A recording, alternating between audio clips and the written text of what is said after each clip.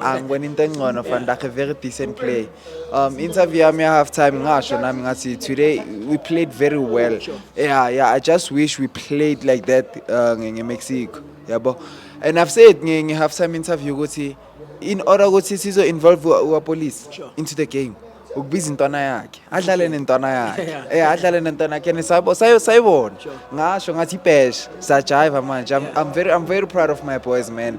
I'm very proud mahopa. I'm very proud even though nginalento ukuthi lela bola lelazothena ngalo one step forward udla ntwana ngithola. Yeah, I'm very proud. So mawubheka starting lineup saka coach Safanage bekuyilento leyo uboyifisa vele or maybe khona iplayer nyanye le1 ayithunyana we expect ukuthi ngathi angaqala. Me personally ne ngumuntu oya ngendlondlo mina ngisingigwala boss yami. Mina ngiathe nginengqondo yokuattack ngithanda umuntu defensive.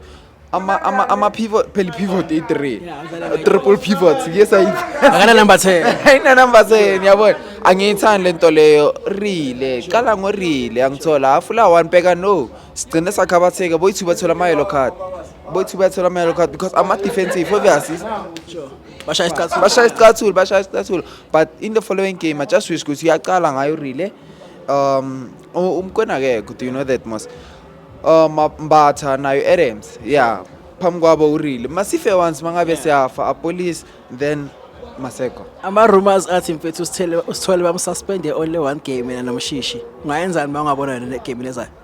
Me personally I feel like ngokuthola ama red card wabo blessing in disguise aba deserve kuba lapha no uNkulunkulu ya football gods bashile badaba feta abantwana badingi so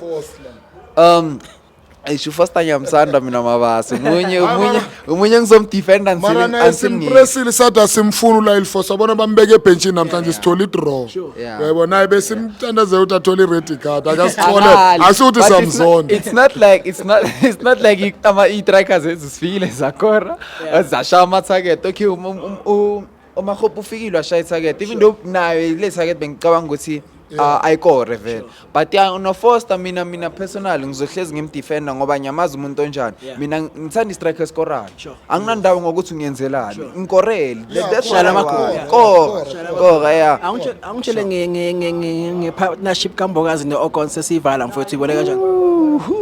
Besingayilindelanga let's be honest no-Ogon yeah badlalile and I feel like na last game badlalile that goal yaka first goal hiyo is like angithola concentration nakhona kube la goal le goal le abantu abenza iphutha lapha ulukuzana umundawo no goalkeeper anikwazi ukuthi ni ama best nikorelwe ibhola elifana nalela yeah ugoalkeeper udlisile lapha emangabe ugoalkeeper kumele udefender ngayo yonke into ungalindi udefender ngezandla kuphela nangenyawo ziyasebenza lapha bekumele ngabe unabi inyawo wathi avule inyawo ukuthi lingakho ngoba islow le ball uhlulwa yini ususaba ukuthi bazothi umahosha ngoba hayi siyaphuwana emzansi.